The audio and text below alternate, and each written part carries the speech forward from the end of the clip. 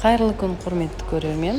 Бүгін сізбен бірге қысымен қалай қызанақ сатып алмай, осылай дайын күйде жазғы бақша қызанақтарын сақтап қоюдың бір жолын үйренетін боламыз. Ол үшін қызанақтарымызды жақсылап жуып, осылай шеңбер тәрізді кесіп аламыз. Әрине бізге жемісіміздің бір келкі формада болғаны өте жақсы, бірақ ол енді аса маңызды емес. Барын жасай береміз. Қараңыздаршы, бұл процестің қызықтығы соншалықты, қызым да көмектесем деп дос күнді тартып жатыр. Бұндай шеңбер тәрізді қызанақтарымызды біз кез келген уақытта пиццаға немесе жұмыртқамен бірге, тіпті ачучук салатына да қолдана аламыз. Ол үшін шеңберлерімізді ортасынан бөліп, пияз, ащы бұрыш, тұзын қосып араластырсақ, ачучук салатымыз дайын. Сонымен қатар басқа да сұйық тамақтарға, ұлттық тағамымыз бешбармақтың подливіне, басқа да тағамдарға қолдана бересіз. Мінекей қызанақтарымызды бір келкі шеңбер етіп толықтай кесіп болды. Кәдімгі қолданыста жүрген одноразовый пакетіміздің түбіне бір қатарын теріп аламыз. Оны бір қайырып аламыз да үстінен тағы да тереміз. Осылайша бәрін қатарластырып тізіп шығып, пакетті орай береміз. Қаласаңыз, пищевой пленкамен де жасауға болады.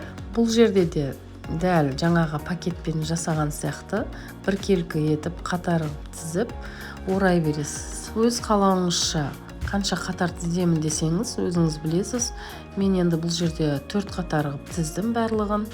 Осылай қатарластырып орап, пищевой пленканың керекті жерін кесіп қоя бересіз. Қалған қызанақтар біткенше осы процесті қайталаймыз.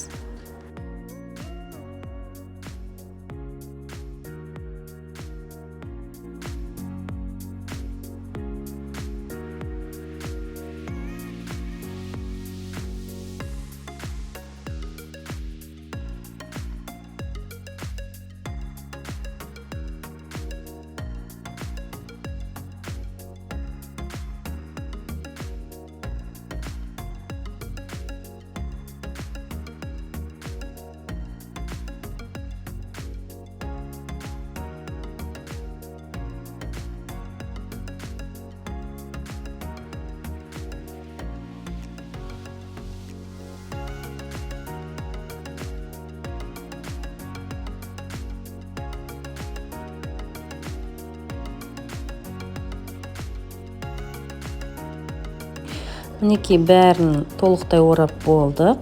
Енді осы тақтайға қойып, морозильникке салып қатырасыз. Міне осымен видеомыз аяқталды. Сізге пайдалы болса қуаныштым. Каналдағы басқа да пайдалы видеоларды жоғалтып алмау үшін каналға тіркеліп, қоңыраушаны бірге болған Нағима Зұнунқызы, бәрі пайдалы арнасы. Каналда қандай видео көргіңіз келеді, комментарийға жазып кетіңіз.